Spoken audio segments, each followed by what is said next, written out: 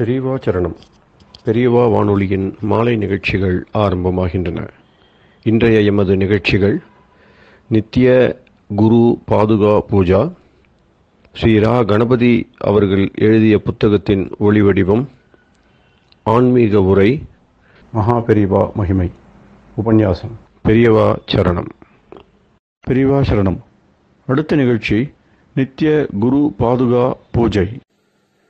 शुक्लाम्भरधरं विष्णुं शशिवर्णं चतुर्भुजं प्रसन्नवदनं ध्यायेत् सर्वविघ्नोपशान्तये। ममोपात्त समस्त दुरितक्षयद्वार श्री परमेश्वर प्रीत्यर्थं गुरुप्रसाद सिद्ध्यर्थं गुरुप्रीत्यर्थं गुरुपादपूजाम् अद्य करिष्ये। गुरुर्ब्रह्मा गुरुर्विष्णुर्गुरुर्देवो महेश्वरः गुरुः साक्षात् परब्रह्म तस्मै श्रीगुरवे नमः। अपारकरुणा सिन्धुं ज्ञानदं शान्तरूपिणं श्रीचन्द्रशेखरगुरुं प्रणमामि मुदान्वहम्। सदाशिवसमारम्भां शङ्कराचार्यमध्यमाम् अस्मदाचार्यपर्यन्तां वन्दे गुरुपरम्पराम्. எல்லோரும் குருவ பெரிவாளை தியானம் பண்ணிண்டு அர்ச்சனை பண்ணுவோம். அஷ்டோத்திரம். பெரியவா அஷ்டோத்திரம் பல அஷ்டோத்திரங்கள் இருக்கு. அதுல எளிமையா சுலபமா எது இருக்கோ அதை நான் இப்ப சொல்றேன். எல்லோரும் இதை கேட்டுண்டே திருப்பி சொல்ல முடிஞ்சுபா சொல்லி சொல்லி பெரிவாளுக்கு பாதத்துல ஒவ்வொரு புஷ்பத்தை அர்ச்சனை பண்ணலாம். ओम श्री कांची कामकोटि पीठाधीश्वराय नमः। श्रीमत् चंद्रशेखरेन्द्र सरस्वती गुरुभ्यो नमः। संन्यासाश्रम शिखराय नमः। काषाय दंडधारिणे नमः। सर्वपीठापहारिणे नमः। स्वामिनाथ गुरवे नमः। करुणासागराय नमः। जगदाकर्षण शक्तिमते नमः। सर्वचराचर हृदयस्थाय नमः। ओम भक्त परिपालक श्रेष्ठाय नमः। धर्म परिपालकाय नमः। श्री जयेन्द्र सरस्वत्याचार्याय नमः। श्री विजयेन्द्र सरस्वती पूजिताय नमः। शिवशक्ति स्वरूपाय नमः। भक्ताभीष्ट प्रदायकाय नमः। ब्रह्मण्य पोषकाय नमः। ब्रह्म विष्णु शिवैक्य स्वरूपाय नमः। कांची क्षेत्रवासाय नमः। कैलाश शिखरवासाय नमः। स्वधर्म परिपोषकाय नमः। चातुर्वर्ण संरक्षकाय नमः। लोकरक्षण संकल्पाय नमः। ओम ब्रह्मनिष्ठापराय नमः। सर्वपापहराय नमः। धर्मरक्षक संतुष्टाय नमः। भक्तार्पितधन स्वीकर्त्रे नमः। सर्वोपनिषत् सारज्ञाय नमः। सर्वशास्त्रगम्याय नमः। सर्वलोक पितामहाय नमः। भक्ताभीष्ट प्रदायकाय नमः। ब्रह्मण्य पोषकाय नमः। नानाविध पुष्पार्चितपदाय नमः। रुद्राक्ष क्रीडधारिणे नमः। भस्मोद्धूलित विग्रहाय नमः। सर्वज्ञाय नमः। सर्वचराचर व्यापकाय नमः। अनेक शिष्य परिपालकाय नमः। मनश्चाञ्चल्य निवर्तकाय नमः। अभयहस्ताय नमः। भयापहाय नमः। यज्ञपुरुषाय नमः। यज्ञानुष्ठान रुचिप्रदाय नमः। यज्ञसम्पन्नाय नमः। यज्ञसहायकाय नमः। यज्ञफलदाय नमः। यज्ञप्रियाय नमः। उपमानरहिताय नमः। स्फटिक तुलसी रुद्राक्ष हारधारिणे नमः। चातुर्वर्ण समदृष्टये नमः। ऋग्यजुस्साम अथर्वणादि चतुर्वेद संरक्षकाय नमः। தட்சிணாமூர்த்தி ஸ்வரூபாய நமஹ. ஜாக்ரத் ஸ்வப்ன சுஷுப்தி அவஸ்தாதீதாய நமஹ. கோட்டி சூரிய துல்லிய தேஜோமே ஷரீராய நமஹ. சாது சங்க சம்ரக்ஷகாய நமஹ. அஸ்வகஜ கோபூஜா நிர்வர்த்தகாய நமஹ. குருபாதுக பூஜா துரந்தராய நமஹ. கனகாபிஷிக்தாய நமஹ. ஸ்வர்ண பில்வதள பூஜிதாய நமஹ. சர்வஜீவ மோக்ஷதாய நமஹ. மூக வாக்தான நிபுணாய நமஹ. நேத்ர தீக்ஷாதானாய நமஹ. द्वादशलिंग स्थापकाय नमः. गान रसप्रियाय नमः. ब्रह्मज्ञानोपदेशकाय नमः. सकलकलासिद्धिताय नमः. चातुर्वण्यपूजिताय नमः. अनेकभाषा संभाषण कोविताय नमः. अष्टसिद्धिप्रदायकाय नमः. ओम श्री शारदामठ सुस्थिताय नमः. नित्यान्नदान सुप्रीताय नमः. प्रार्थना मात्र सुलभाय नमः. पादयात्रा प्रियाय नमः. नानाविध मतपंडिताय नमः. श्रुति स्मृति पुराणज्ञाय नमः. देव यक्ष किन्नर किंपुरुष पूज्याय नमः. श्रवणानंदकर कीर्तये नमः. दर्शनानंदाय नमः. अद्वैतानंद भरिताय नमः. अव्याच करुणामूर्तये नमः. शैव वैष्णवादि मान्याय नमः. श्री शंकराचार्याय नमः. दंड कमंडलूहस्ताय नमः. वीणा मृदंग सकलवाद्य नाथस्वरूपाय नमः. रामकथा रसिकाय नमः. वेद वेदांग आगमादि सकलकला सतस्प्रवर्तकाय नमः. हृदय गुहाशयाय नमः. शतरुद्रीय वर्णितस्वरूपाय नमः. केदारेश्वरनाथाय नमः. अविद्यानाशकाय नमः. निष्काम कर्मोपदेशकाय नमः. लघुभक्ति मार्गोपदेशकाय नमः. लिंगस्वरूपाय नमः. सालग्राम सूक्ष्मस्वरूपाय नमः. कालड्यां शंकर कीर्तिस्तंभ निर्माणकर्त्रे नमः. जितेन्द्रियाय नमः. शरणागत वत्सलाय नमः. श्रीशैल शिखरवासाय नमः. डमरुकनाद विनोदाय नमः. वृषभारूढ़ाय नमः. दुर्मद नाशकाय नमः. आभिचारिक दोषहर्त्रे नमः. मिताहाराय नमः. मृत्युविमोचक शक्त्याय नमः. श्री चक्रार्चन तत्पराय नमः. दासानुग्रह कारकाय नमः. अनुराधा नक्षत्र जाताय नमः. सर्वलोक ख्यातशीलाय नमः. वेंकटेश्वर चरण पद्म षट्पदाय नमः. श्री महात्रिपुर सुंदरी समेत श्री चंद्रमौलीश्वर पूजा प्रियाय नमः. श्रीमच्चंद्रशेखरेन्द्र सरस्वती सद्गुरु परब्रह्मणे नमः. गुरुभ्यो नमः. परमगुरुभ्यो नमः. परमेष्टिगुरुभ्यो नमः. परात्परगुरुभ्यो नमः. गुरुपरम्पराभ्यां नमः. गुरुपादुकाभ्यां नमो नमः. அடுத்தது ஊதுபத்தி இருந்தா அதை காமிச்சு தூபம், நெய் தீபம் இருந்தா காமிச்சு அதை நெய் தீபம் தீபம் காமிச்சுட்டு நைவேத்தியம் நைவேத்தியம் வெத்தலைப்பாக்கு பழம் இதுலேருந்து ஆரம்பிச்சு அவளுக்கு எது சௌரியமோ அதுபடி நைவேத்தியம் பண்ணலாம்.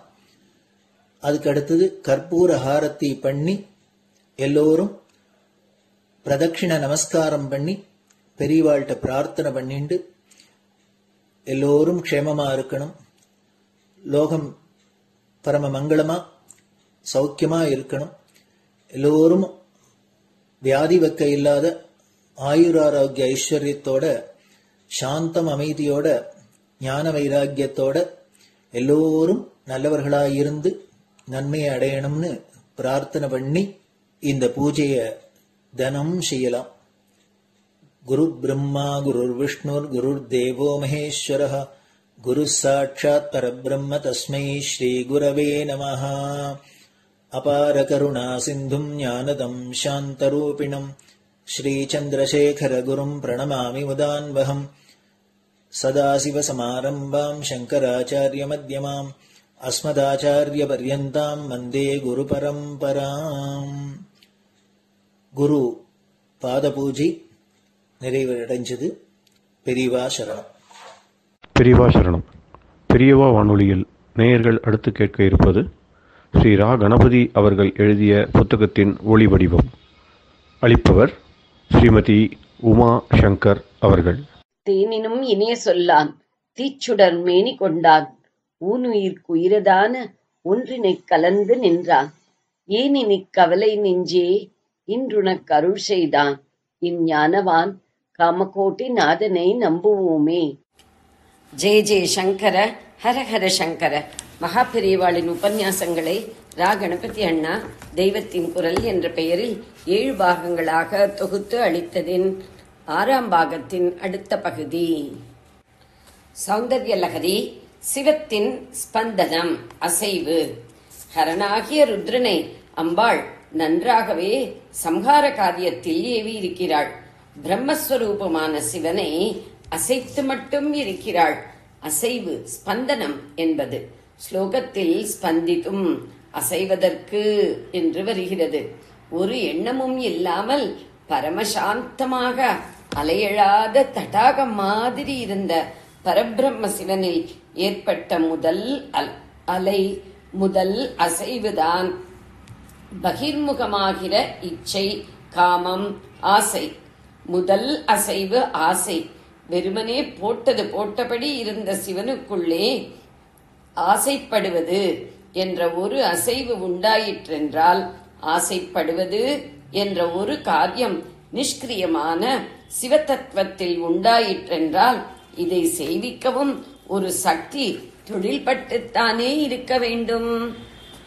ஞானமயமாய் உயிர்மயமாய் எப்போதுமே பரபிரம்மத்துக்குள் இருக்கும் சித் சக்தியானவள் இச்சாசக்தி, கிரியாசக்தி என்ற 2ஆகவும் ஆனாள் என்பது மட்டுமில்லை, இச்சையை பிரம்மத்துக்குள்ளே எழுப்புவது என்பதையே ஒரு கிரியையாக, செயலாக அவள் பண்ணி இருக்கிறாள்.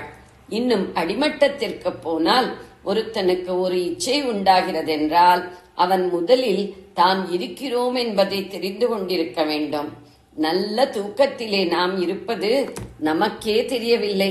அப்போது ஏதாவது இச்சை எழும்புகிறதா? மூர்ச்சை போட்டு கிடக்கிறோம், அல்லது டாக்டர் மயக்கம் கொடுத்திருக்கிறார். அந்த சமயத்தில் நமக்கு ஆசை உண்டாவதுண்டா? ஆனபடியால் பிரம்மத்துக்கு இச்சை உண்டாயிற்று என்றால் அதற்கும் முன்னாடி அது தான் இருக்கிறோம் என்று தெரிந்து கொண்டிருக்க வேண்டும்.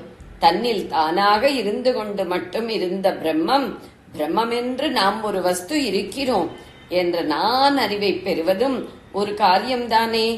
சாந்த தடாகத்திலே ஆசை அலையும் எழுகிறதற்கு முந்தி ஏற்பட்ட அசைவு அதுதானே.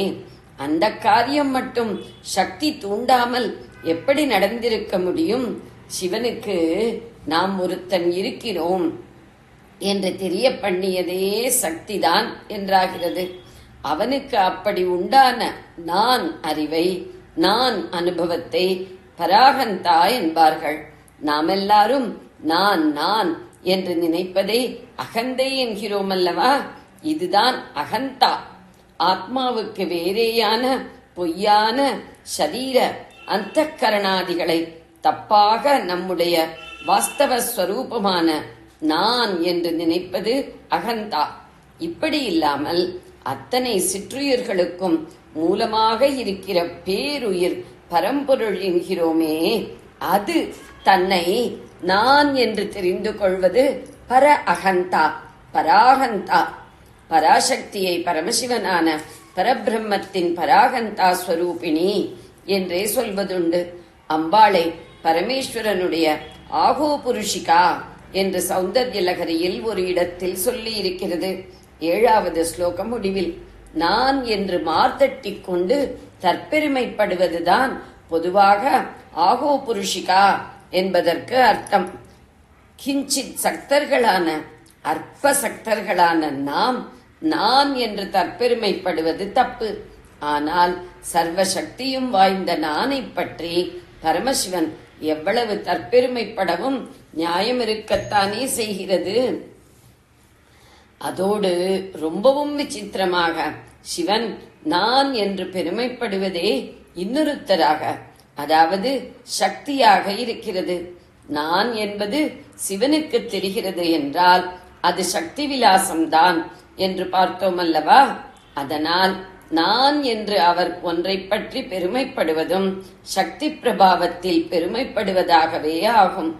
நான் யார் என்பதே தெரியாமல் தானாக இருந்த நமக்கு நான் அறிவாக இருக்கும் சர்வசக்தியாயிருக்கிறாளே என்று அம்பாளை பற்றி ஈஸ்வரன் சிவன் பெருமைப்படுவதே அவருடைய ஆகோ புருஷிகாவாக இருக்கிறது. சௌந்தர்யலகரி பாஷ்யக்காரர்களில் பல பேர் இங்கே ஆகோ புருஷிகா என்பது பரபிரம்மமான சிவனின் பராகந்தா ஸ்வரூபமாக அம்பாளை சொல்வதே என்று எழுதியிருக்கிறார்கள்.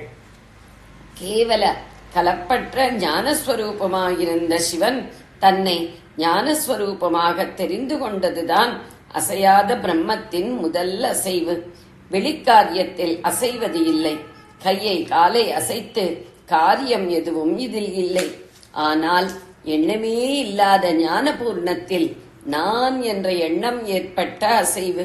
சிவனை வெளியிலிருந்தே அம்பாள் அசைக்கவில்லை, அவனுக்குள்ளேயே அந்த நான் என்கிற எண்ணமாக அசைத்தாள். உள்ளுக்குள்ளே இருந்து குமுறிக்கொண்டு ஒரு வஸ்து தானே வைப்ரேட் ஆகிற அசைவுதான் இங்கே சொல்லும் ஸ்பந்தம். ஆச்சாரியாள் ரொம்பவும் பிரிசைஸாகத்தான் அந்த வார்த்தையை போட்டிருக்கிறார். ஸ்பந்தம் வெளியிலிருந்து அசைப்பதில்லை, அது உள்ளுக்குள்ளேயே அதிர்வது, குமுறுவது, பொறுமுவது.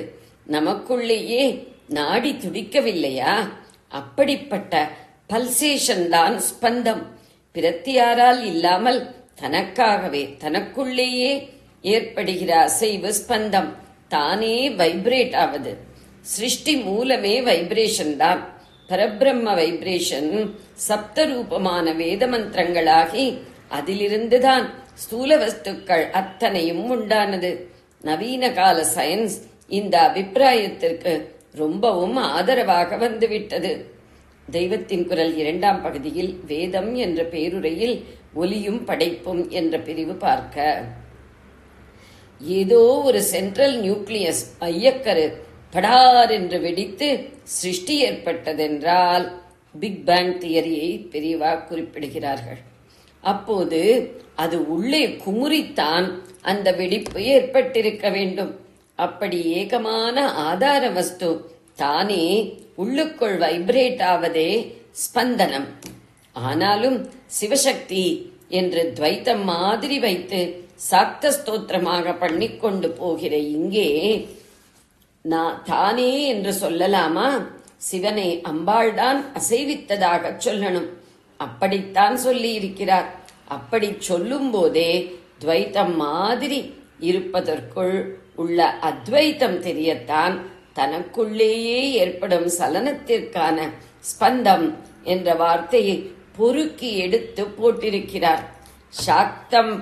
சாக்தப்படியும் கூட அவனை விட்டு அவளை வேறே என்று தனியாக பிரித்து வெளிவஸ்துவாகவே வைக்க முடியவில்லையே.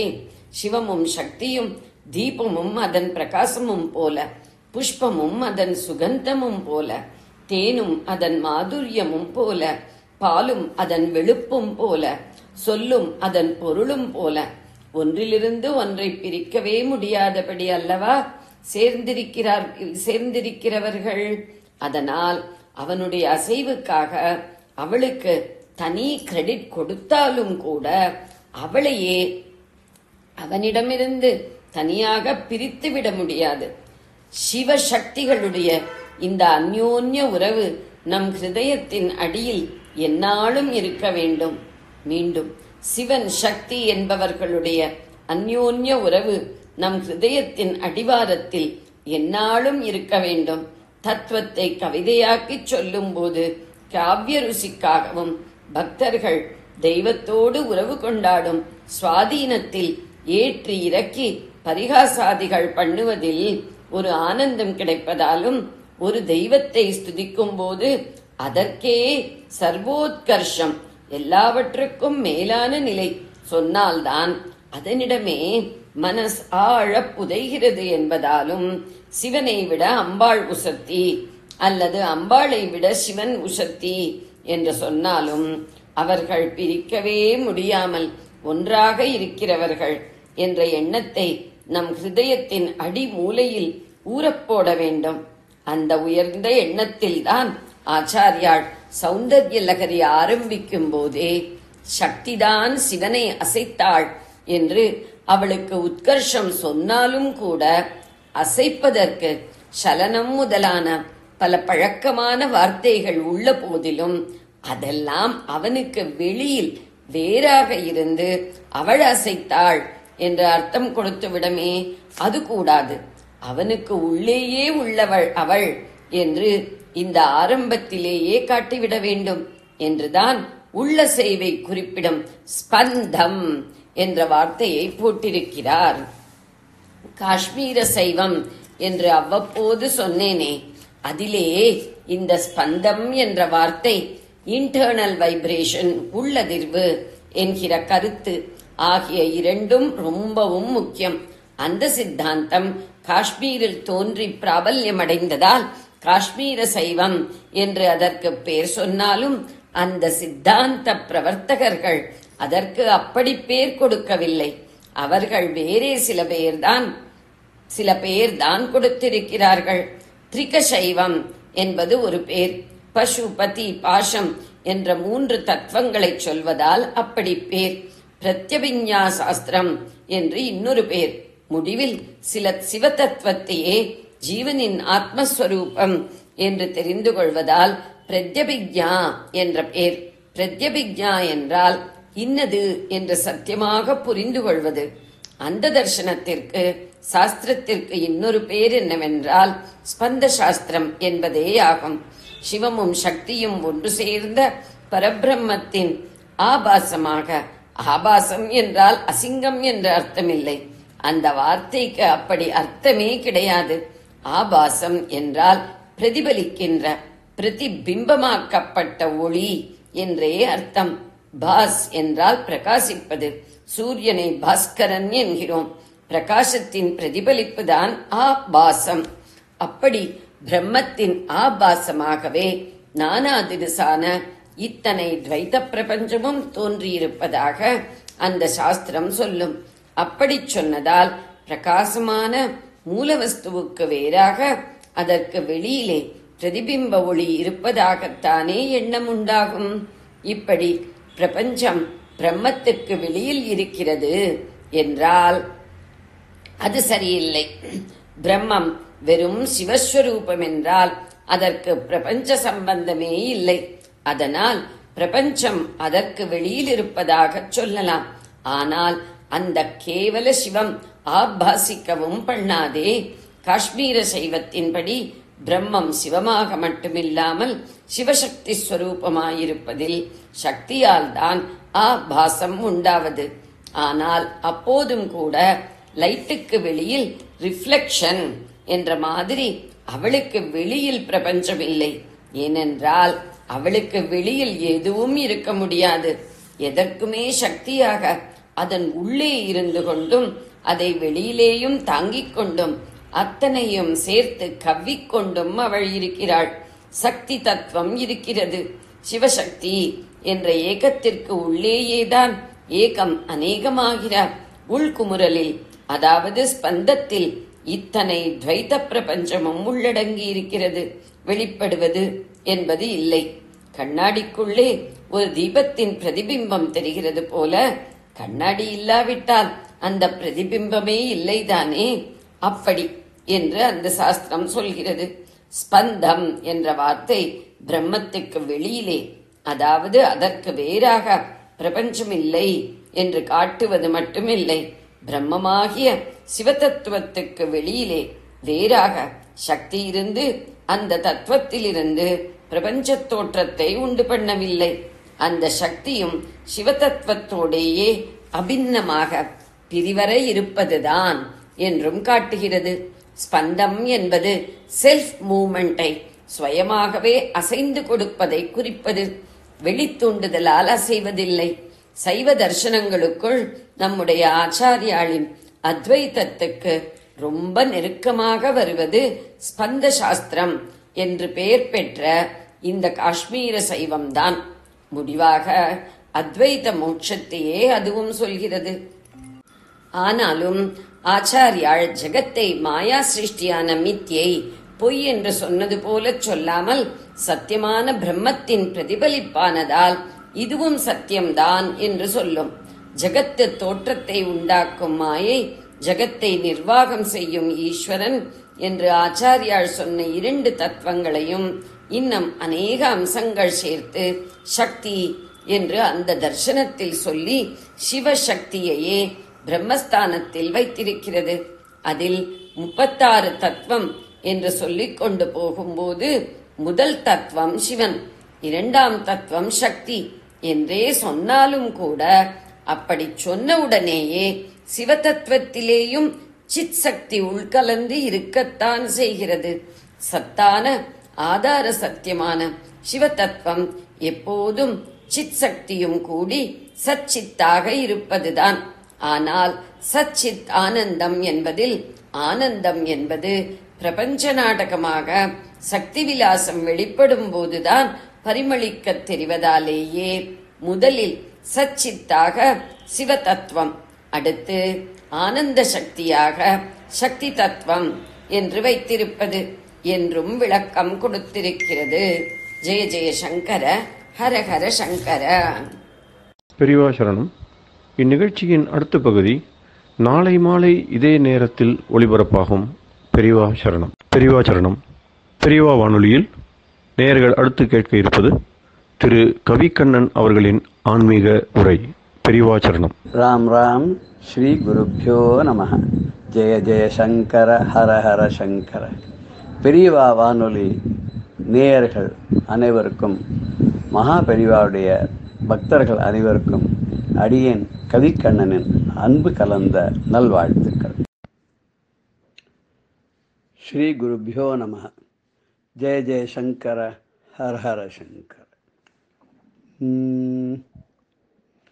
குறையேதும் இல்லாதார், கூற்றுவனை அஞ்சாதார், இறைவனிடம் கையேந்தி யாண்டுமே செல்லாதார், மறையுணர் குருநாதன் மலரடி மறவாதார், சிறைப்பட்டிக வாழ்வில் சிக்காது உய்வாரே.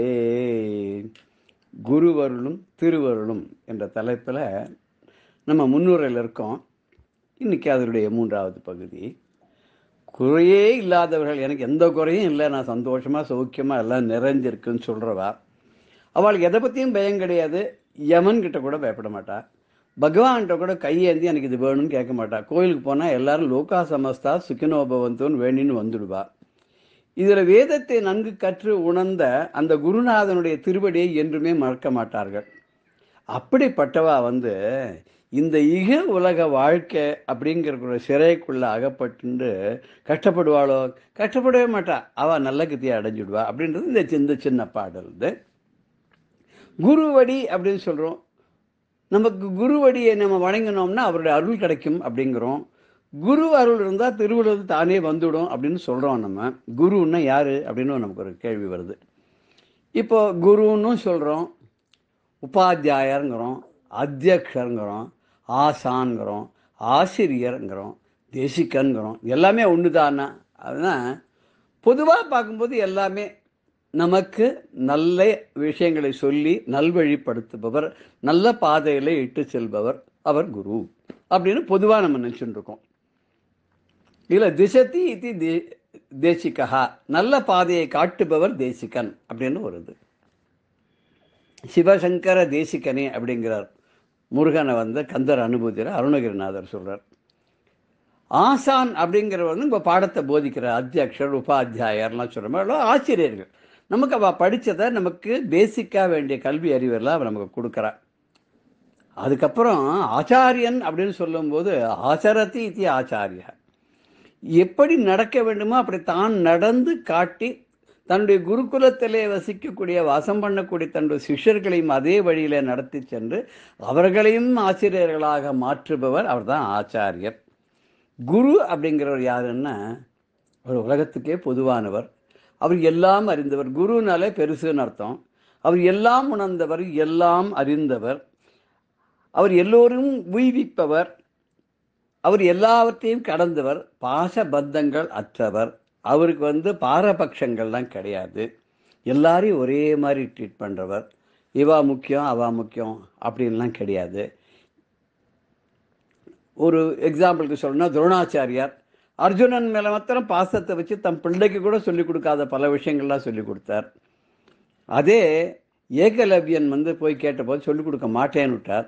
அவன் இவரை மாதிரி ஒரு பிரதிமையை பண்ணி வச்சு தினம் அதை வணங்கி அதையே ஆச்சாரியனை வரித்து எல்லா வித்தையும் கற்றுக்கிட்டான். அர்ஜுனனுக்கு சொல்லிக் கொடுக்காத, ஈவன் துரோணரே ப்ராக்டிஸ் பண்ணாத வெறும் விஷய ஞானம் மாத்திரம் அறிந்ததாக இருக்கக்கூடிய வித்தைகளை கூட இவனுக்கு நன்னா வந்துடுத்து. என்ன பண்ணிட்டாருன்னா, அர்ஜுனனுக்கு போட்டியாக வரக்கூடாது, தனக்கு போட்டியாகவும் இருக்கக்கூடாது, தன் பிள்ளைக்கு போட்டியாகவும் இருக்கக்கூடாதுன்னு சொல்லி அந்த ஏகலவ்யனுடைய வலது கை கட்டவரிலேயே குருதட்சணையாக வாங்கி வந்துட்டார். இதெல்லாம் ஒரு தவறான உதாரணங்கள். குருன்றது, குரு அப்படி எப்படி இருக்கக்கூடாதுன்றதுக்கு இதெல்லாம் ஒரு உதாரணம். குருவுக்கு நம்ம சோதனை பண்ணக்கூடாது, குருவை எப்பவுமே சோதனை பண்ணக்கூடாது. குருவுக்கு எல்லாமே தெரியும், அதனால் குருவை சோதனை பண்ணாத குருவை நம்ம ஏற்றுக்கணும். 2 பேர் என்ன பண்ணாலாம், விதண்டாவாதிகள். ஒரு இடத்துல ஒரு குரு இருக்கார் ஒரு ஆசிரமத்தில்.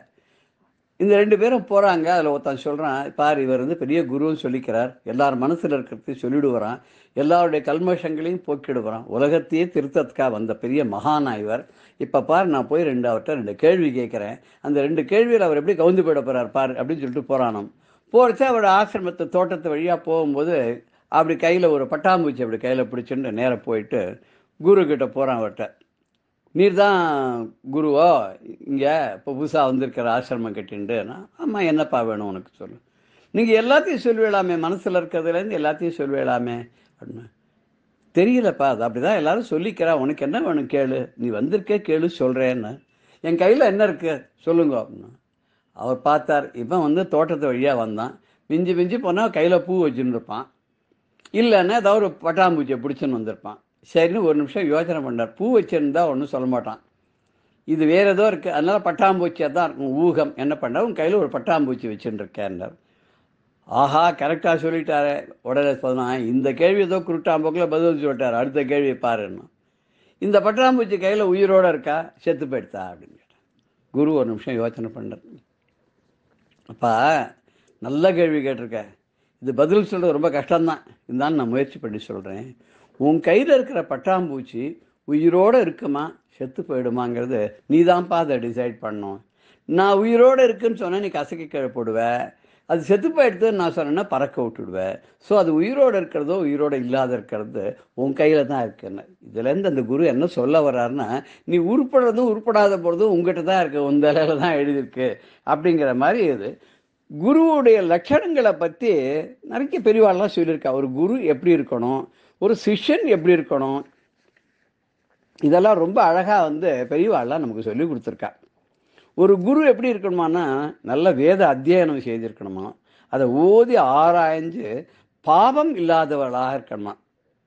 பாபம் இல்லாதவராக இருக்கிறதோட ஆசையினால் பாதிக்கப்படாதவராக இருக்கணும்.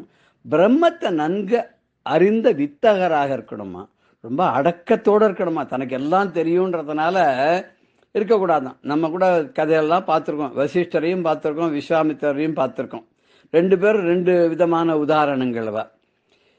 சீடன்கிட்ட எதுவும் எதிர்பாராதவராக இருக்கணுமா. காரணம் இல்லாமலே கருணையோட சிஷ்யனோட முன்னேற்றத்திலையும் அவனுடைய க்ஷேமத்திலையும் ஈடுபாடு உடையவராக, பாரபட்சம் பார்க்காத, தனக்கு தெரிஞ்சது எல்லாத்தையும் ஒழிக்காம சீடனுக்கு முற்றிலும் கற்றுத்தந்து அவனுக்கு ஒரு ஆத்ம பந்துவா, தாயா தந்தையா எல்லாமா இருந்து அந்த சீடனுடைய சாதனைகளெல்லாம் கூட தானே மகிழ்ந்து அவன் ஆசீர்வாதம் பண்ணி அவன் தன்னையே மிஞ்சக்கூடிய ஒரு சூழ்நிலைக்கு போனாலும் அதனால சந்தோஷப்படுபவராகும். அந்த சீடனை ஊக்குவிப்பவராக இருக்கணுமா இப்படின்னு விவேக் சூடாமணியில் ஆச்சாரியா சொல்கிறார். இப்படிப்பட்ட சூட நம்ம குருவை நம்ம பார்க்கறதுங்கிறது ரொம்ப கஷ்டம். அப்படிப்பட்ட குரு கிடைச்சாக்க என்ன பண்ணணுமா சிஷ்யன் தெரியுமோ? அந்த குருவை நேர தேடி போய் தம் ஆராத்திய குரும் பக்தியா பிரஹ்வஹா பிரஸ்ரய சேவனைஹி பிரசன்னம் தம் அனுப்பிராப்பிய பிரிச்சேத்து ஞாத்தவியம் ஆத்மனஹா அப்படின்னு. இப்படிப்பட்ட ஒரு குருவை வினயம், பக்தி, ஈடுபாடு, முயற்சி, சேவை, ஆற்றல், தன்னடக்கம் இத்தனை குணங்களோடு கூடியவனாக ஒரு சீடன் அவர்கிட்ட போய் அவரை பணிந்து அவரை ஆராதிச்சு பக்தியோட அணுகி, அது மாத்திரம் இல்லை, ரொம்ப பணிவோட வினயமான வார்த்தைகளை சொல்லி அவரை நமஸ்காரம் பண்ணி அவருக்கு சிசுஷை சேவைகள்லாம் பண்ணி என்ன தெரிஞ்சுக்கணும்னு நினைக்கிறானோ அதை பக்தியோடு அவருக்கு எப்போ அவர் பிரசன்னமாக இருக்காரோ, அவர் எப்போ ஃப்ரீயாக இருக்காரோ அப்போ போய் அவர்கிட்ட கேட்டு தெரிஞ்சுக்கணுமா. அவர் ஏதோ ஒரு முக்கியமான வேலையில் இருக்கும்போது எனக்கு இந்த சந்தேகம் சொல்லுங்க அப்படின்னு கேட்கக்கூடாது. அவர் எப்போ ஃப்ரீயாக இருக்காரோ, அவர் எப்போ சொல்லிக் கொடுக்கக்கூடிய மனோபாவத்தை இருக்காரோ. அந்த காலத்தில் சங்கீதம் கற்றுக்க போன நிறைய சிஷ்யர்கள்லாம் பிற்காலத்தில் பிரபலமாக வந்தவா. அவள்லாம் என்ன பண்ணுவாளான்னா குருவோடு வீட்டிலேயே இருந்து அவர் ஆத்தங்கரைக்கு குளிக்க போனான்னா அவர் கூடவே போய் அவருக்கு துணி துவைச்சி போட்டு அவருக்கு வேண்டிய சிசுவேஷங்கள்லாம் பண்ணி கொடுத்து அவர் ஸ்நானம் பண்ணிட்டு இருக்கும்போது பாடிகிட்டே இருப்பாரான். அப்படி ஸ்நானம் பண்ணிட்டு இருக்கும்போது பாடும்போது ஒரு அபாரமான கற்பனைகள்லாம் வருமா, அதெல்லாம் அப்பப்போ கேட்டு பாடலாம். இப்படியெல்லாம் கத்துண்டா தான் வரும்னா அந்த குருவை பார்த்து அந்த சிஷ்யன் என்ன பண்ணுமான்னு தெரியுமா? விவேக சூடாமணியில் சொல்கிற 36, 37 சொல்லிட்டு வரும்போது, சுவாமின்னு நமஸ்தே நதலோக பந்தோ காருண்ய சிந்தோ பதித்தம் பவாப்தௌ மாம் உத்தர ஆத்மீய கட்டாட்ச திருஷ்டியா ருஜ்வியா அதிகாருண்ய சதாபி விருஷ்டியா. ரொம்ப மிகுந்த கருணை உம்முடைய கட்டாட்ச அமிர்தத்தால அதை நாலா பக்கம் வருஷிக்கக்கூடியவராக இருந்து சரளமான தங்களுடைய கடைக்கண் பார்வையால் என்னை கை தூக்கி விடுங்கோ, நான் இந்த சம்சார சாகரம்ன்ற கடலில் நான் விழுந்து மூழ்கி நான் அப்படியே பத்தித்தனாக இருக்கேன், என்னை நீங்கள் காப்பாற்றுங்கோ அப்படின்னு சொன்னாதான் அவள் என்ன பண்ணுவா? சாந்தாக மகாந்தோ நிவசந்தி சந்தோ வசந்தவத் லோகஹிதம் சரந்தா தீர்ணாக ஸ்வயம் பீம பவார்ணவம் ஜனான் அஹேதுனா அஞ்ஞானபி தாரயந்தா.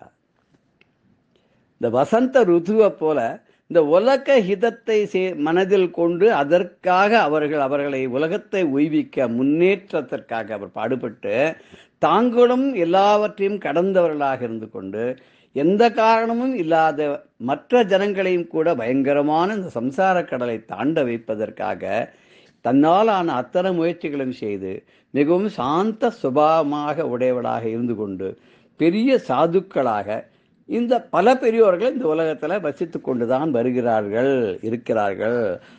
அப்பேற்பட்டவாளை என்ன பண்ணோம் அப்படின்னு கேட்டால், தத்வித்தி பணிபாதேன பரிப்பிரஷ்னேன சேவையா உபதேசந்தி தே ஞானம் ஞானினஹா தத்துவதர்சனஹான்னு கீதையில் பகவான் சொல்கிற மாதிரி நம்ம ஞானிகளை அணுகி அவளுக்கு சேவை செய்து விழுந்து வணங்கி கபடமில்லாத கேள்விகளெல்லாம் அவகிட்ட கேட்டு அந்த பரதத்துவத்தை அறிந்தவர்களாக இருக்கிற அந்த ஞானிகள் அப்போதான் நமக்கு அதை உபதேசிப்பா. எப்போ நமக்கு உபதேசம் செய்வா அப்படின்னு நம்ம காத்துன்றிருந்து அவாக்கிட்டேருந்து அதை நம்ம கற்றுக்கணுமே தவிர நம்ம ஒரு அதிகாரத்தோடையோ ஒரு ஆக்கிரமிப்போடையோ நம்ம ஒரு ஆணவத்தோடையோ போய் நம்ம குரு கிட்ட போனோன்னா நமக்கு அதெல்லாம் கிடைக்காது. அதனால குருவும் சரி ஷீடனும் சரி ரெண்டு பேருமே பரஸ்பரம் அதை தான் சகனாபவது சகனோபுனக்து சகவீரியம் கரவாவகை தேஜஸ்வினாவதி தமஸ்து மா வித்விஷாவகை ஓம் சாந்தி சாந்தி சாந்தின்னு உபனிஷத்துக்கெல்லாம் சொல்கிற மாதிரி குருவும் சிஷ்யனும் சேர்ந்து அந்த பரம்பொருளை ஆராதித்து ரெண்டு பேரும் அந்த பாடத்தை ஆரம்பிக்கிறதுக்கு முன்னாடி என்ன வேண்டிக்கிறான்னா, ஏ பரம்பொருளே பரபிரம்மே, நாங்கள் 2 பேரும் நல்ல முறையில் இந்த குரு சிஷ்யாராக விளங்கி, நானும் எல்லாவற்றையும் அவருக்கு கற்றுக் கொடுத்து அவரும் எல்லாவற்றையும் என்னிடமிருந்து கற்றுக்கொள்ள உம்முடைய அனுகிரகத்தையும் ஆசியும் நமக்கு வழங்குவீர்களாக.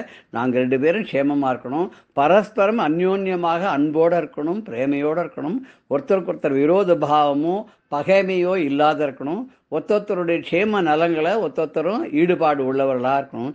இப்படி நாங்கள் இருக்கிறதுக்கு நீ அனுகிரகம் பண்ணுன்னு கேட்கக்கூடிய இந்த ஒரு ஸ்லோகத்தோட நம்ம மேற்கொண்டு அடுத்த வாரம் பார்க்கலாம். ஜெய ஜெயசங்கர, ஹரஹர சங்கர, ஸ்ரீ குருபியோ நம. ராம் ராம்.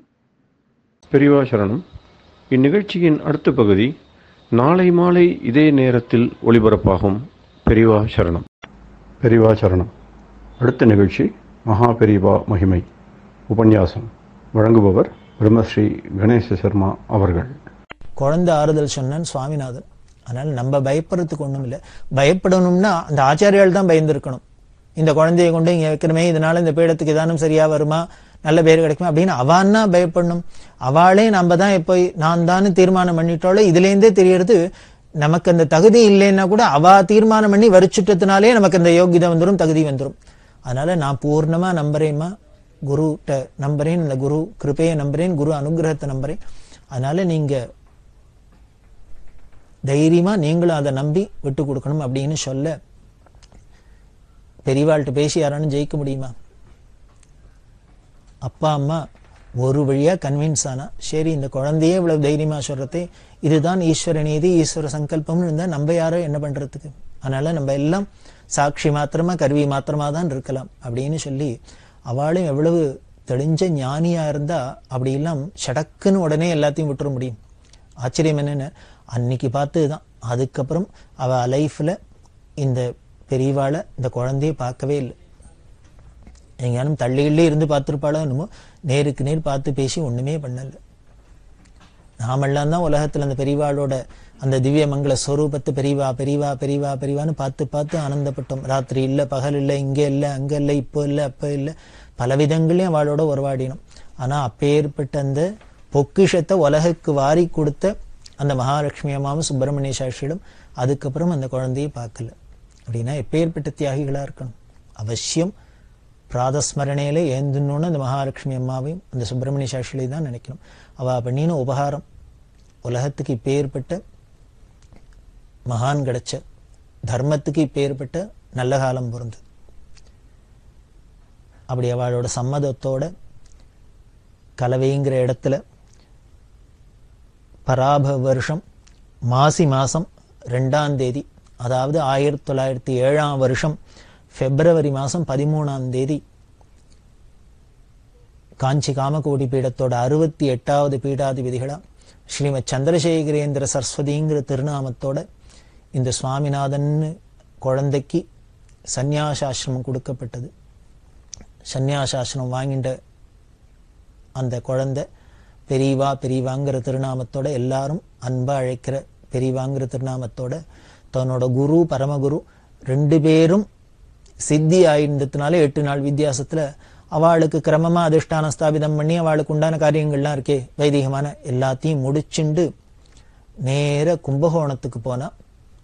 கும்பகோணத்துல 1907ஆம் வருஷம் மே மாசம் 9ஆம் தேதி, தமிழ் வருஷத்துல பிலவங்க வருஷம் சித்திர மாசம் 27ஆம் தேதி வியாழக்கிழமை அன்னைக்கு காஞ்சி காமகோட்டி சர்வஜ்ஞ பீடத்தோட 68வது பீடாதிபதியா பெரியவாளுக்கு வெகு விமரிசையா பட்டாபிஷேகம் நடந்தது.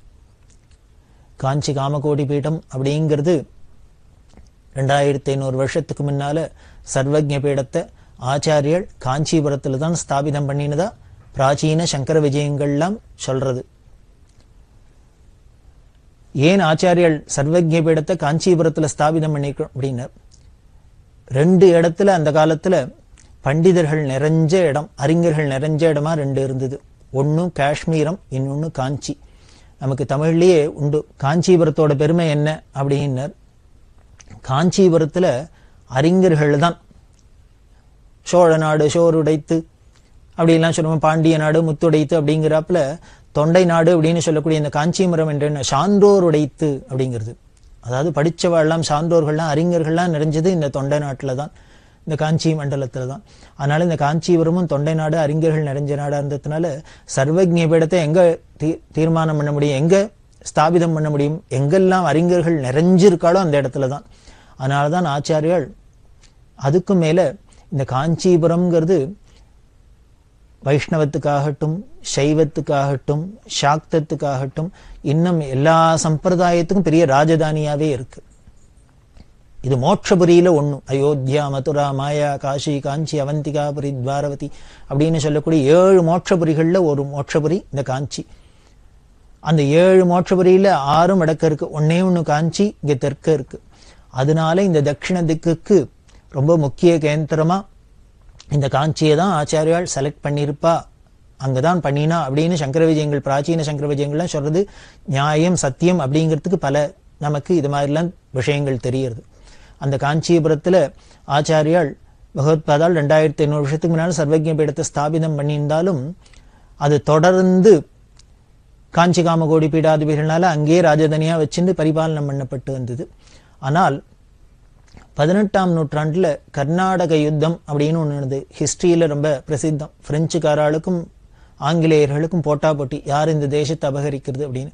அதனால இந்த கர்நாடக யுத்தம் அப்படின்லாம் ஒன்று நடந்திருந்தது. இவ என்ன பண்ணுவா, இந்த பிரெஞ்சுக்காராலும் வெள்ளக்காராலும் இந்த நம்ம நாட்டுல பல ராஜாக்கள்லாம் ஆட்சி பண்ணியிருந்தா இல்லையா, பிரதேசமா, அவளெல்லாம் தங்கள் பக்கத்துக்கு வச்சுப்பா. ஆசை காட்டி அத்தை பண்ணி தங்க பக்கம் வச்சுட்டு தங்கள் சைடுல இவா ஒரு பக்கம், சில பேர்லாம் தங்க பக்கம் வச்சுப்பா, அவா தங்களை சில பேர்லாம் தங்கள் பக்கம் வச்சுப்பா. இப்படி வச்சுன்னு என்ன பண்ணா ஒருத்தருக்கு ஒருத்தர் மூட்டி விட்டு அவா ஒருத்தருக்கு ஒருத்தரே சண்டை போட்டுக்கிறது. போட்டுண்டா அந்த இடம் ஒரே கலையபரமா போயிடும், கலவரமா போயிடும். அந்த சமயத்துல இவ உள்ள போந்து அங்க அதை ஆக்கிரமிச்சுக்கிறது. இது மாதிரிலாம் பண்ணியிருந்த காலம். அப்படி இருக்கிறதே ஆற்காடு நவாபுக்கும் இந்த சண்டையெல்லாம் வந்தது. அந்த ஆற்காடு நவாபெல்லாம் வந்து இதுங்க. அதே மாதிரி ஹிஸ்டரியில பார்த்தீங்கன்னா டெல்லியில இருந்த சுல்தான் மாலிகாப்பூர் இங்க தட்சிண தேசம் வரைக்கும், ராமேஸ்வரம் வரைக்கும் படையெடுத்து வந்தது எல்லாம் சொல்லுது. இப்படி அந்நியர்கள்லாம் படையெடுத்து வந்து பல கலைவரங்கள்லாம் நடந்திருந்தது. இந்த கர்நாடக யுத்தம்லாம் நடந்திருந்ததுனால அந்த காலத்துல இருந்த அப்போ பீடாதிபதிகளா இருந்த 62வது பீடாதிபதிகள் ஸ்ரீமத் சந்திரசேகரேந்திர சரஸ்வதிங்கிற திருநாமம். அவளால காஞ்சிபுரத்துல நித்தியம் சந்திரமௌலீஸ்வர பூஜை பண்ணிட்டு ஞான விசாரம் பண்ணிட்டு ஏகாந்தமா அமைதியா இருக்க முடியல. ஏன்னா ஒரே எப்ப பாரு ஒரே சண்டை சச்சரவு. இந்த சூழ்நிலை எப்போ சரியாகும், எப்ப அமைதி திரும்பும்னு தெரியாது. அதனால இங்க இனிமே இருக்க முடியாது, இங்க இருக்கிறது சரியே இல்லை அப்படின்னு தோணி அவ என்ன பண்ணினா, நம்ம எங்கேயான ஏகாந்தமா ஒரு இடத்துல போய் அமைதியா இருக்கணும் அப்படின்னு ஆசைப்பட அவ சொக்க தங்கத்தினால பண்ணின விக்கிரகம் காமாட்சி விக்கிரகம். அந்த பங்காரு காமாட்சின்னு அந்த தங்க சிலையான காமாட்சி விக்கிரகத்தையும் எடுத்து, ஏன்னா அந்நியர்கள் படையெடுப்புல கோவிலை உடைக்கிறது, சிலையை உடைக்கிறது, அதில் உள்ள ஐஸ்வர்யங்களை சூறையாடுறது இப்படி எல்லாம் பண்ணியிருந்ததுனால இந்த தங்க விக்கிரகத்துக்கு ஏதான ஹானி வந்துட போறதுன்னு இந்த தங்க விக்கிரகத்தையும் எடுத்துட்டு இங்கேருந்து தென் திசையை நோக்கி போக உடையார்பாளையம்ங்கிற இடத்துக்கு போனா, கங்கை கொண்ட சோழபுரத்துக்கு பக்கத்துல இருக்கு. அங்க பாளையக்காரர்கள் அப்படின்னு சொல்லக்கூடிய அவ ஒரு ஜமீன்தார், அவ குறுநில மன்னர்கள் மாதிரி இருந்தா. ஒரே காடு சூழ்ந்த இடம், அதனால உள்ளுக்குள்ள போயிட்டனா அமைதியா இருக்கும். அந்த ஜமீன்தார்லாம் சொன்னா உடையார் பாளையத்துக்காரா அந்த ஆச்சாரியை வரவேற்று இங்கேயே இருக்கணும், நாங்க எல்லா வசதியும் பண்ணித்தரோம், இங்க ஒரு தொந்தரவும் இல்லை, யாரானும் வந்தா நாங்க பாத்துக்கணும் அப்படின்னு சொல்ல அங்க கொஞ்ச நாள் இருக்க தஞ்சாவூர்ல ஆட்சி பண்ணியிருந்த மராட்டி மன்னன் அவருக்கு இந்த விஷயம் தெரிஞ்சு நேரம் இந்த ஆச்சாரியாள்கிட்ட வந்து, நீங்க இங்க இருக்க வேண்டாம், ராஜதானியான தஞ்சாவூர்லயே வந்து இருக்கலாம் அப்படின்னு சொல்ல, தன் பக்கத்திலேயே இருந்தா இன்னும் சேஃபா இருக்கும் அப்படின்னு அந்த ராஜாவை வற்புறுத்தி அழிச்சுன்னு போக இவ தஞ்சாவூருக்கு போனா. இந்த பாளையக்காரர்களை பத்தி ரொம்ப முக்கியமா சொல்லணும். நமது தேசத்துல இந்த அந்நியர்கள் படையெடுப்புல அவ கோவில்லாம் பல கோவில்லாம் இடிச்சா, இனிமே விக்கிரகத்தெல்லாம் நாசம் பண்ணினா, சூறையாடினா அப்படின்லாம் சொல்றோம். அப்படி சொன்ன பல சந்தர்ப்பங்கள்ல பல க்ஷேத்திரங்களுக்கு, இன்னைக்கு பெரிய ரொம்ப முக்கியமா இருக்கிற பல க்ஷேத்திரங்களுக்கு, சிதம்பரம், திருவாரூர், காஞ்சிபுரத்துல வரதராஜர், காமாட்சி, ஸ்ரீரங்க ரங்கநாதர், இது மாதிரி கோவில்லாம் சூறையாடி இருக்கா. பல நிர்பந்தங்கள் வந்திருக்கு, பல கஷ்டங்கள் வந்திருக்கு. அந்தந்த சமயத்திலும் அந்தந்த மற்றதெல்லாம் போனா கூட விக்கிரகம் சுவாமி சிலையெல்லாம் போயிடாத இருக்கணுமே அப்படிங்கிறதுனால அங்கங்க இருந்துவா என்ன பண்ணியிருக்கா, அந்த திருவாரூர் தியாகராஜாவை, சிதம்பரம் நடராஜாவை, ஸ்ரீரங்கம் ரங்கநாதரை, காஞ்சி காமாட்சிய, வரதராஜரை எல்லா சுவாமியும் கொண்டு கொண்டு இந்த பாளையக்காரர் பாதுகாப்புல இந்த உடையார் பாளையத்துல வச்சு ரட்சிச்சுருக்கா. இன்னைக்கு போனேன்னா அங்க ரங்கநாத மண்டபம், வரதராஜ மண்டபம், காமாட்சி மண்டபம், தியாகராஜ மண்டபம், நடராஜ மண்டபம் அப்படின்லாம் இருக்கு. அங்கங்க வச்சு பாதுகாத்துன்னு இருக்கா. அப்புறம் அந்தந்த க்ஷேத்திரங்கள்ல அமைதி திரும்பின அப்புறம் பழையபடி போய் அங்க இருந்திருக்கு. அதனால அப்படி தெய்வங்களுக்கெல்லாமே ஒரு சிக்கல் இக்கட்டு வந்திருக்கிறதே அந்த தெய்வங்கள் எல்லாமும் காப்பாத்தி நாட்டில் ஒரு தர்மத்தை காப்பாத்தி ஆன்மீகத்துக்கு திருப்பணி செஞ்சவா இந்த பாளையக்காரர்கள். ஆனா நம்மளோட காலத்தோட கோலத்தை பார்த்தா ஆச்சரியமா இருக்கு. அப்படி தெய்வங்களுக்கு எல்லாமே ஒரு சிரமம் இந்த காலத்தெல்லாம் காப்பாத்தி தர்மத்தை காப்பாத்தினவா இன்னைக்கு அந்த குடும்பம்லாம் எவ்வளவு சிரமத்துல இருக்கு அப்படின்னு பார்த்தா உலகம் எவ்வளவு நன்றி இல்லாத இருக்கு அப்படிங்கிறது தெரியறது. அப்படி இருக்கக்கூடாது. அவள்லாம் தான் அவளெல்லாம் காப்பாற்ற வேண்டியது, அவள்லாம் சௌக்கியமா பார்த்துக்க வேண்டியது உலகத்தோட கடமை, ஆஸ்திகாலோட கடமை. அப்படி அந்த உடையார்பாளையத்துல அந்த ஆச்சாரியர்கள் இருக்க அங்கேருந்து தஞ்சாவூர் ராஜா அழிச்சுன்னு போக தஞ்சாவூருக்கு போனா அங்க போய் இருந்தாலும் அந்த ஆச்சாரியாளுக்கு ஒரு குறை இருந்தது. பகவத் பாதாள் 7 மோட்சபுரியில ஒன்னான காஞ்சிபுரத்துல மடத்தை ஸ்தாபிதம் பண்ணினா. இத்தனை நாளா 2300 வருஷமா இங்கேயே இருந்துன்னு வருது. அப்படி இருந்த ஒரு மடத்தை நம்ம காலகட்டத்துல மாத்த முடியுமா, இடம் மாற முடியுமா ஆயிடுத்து சூழ்நிலை காலத்தோட கோலம்.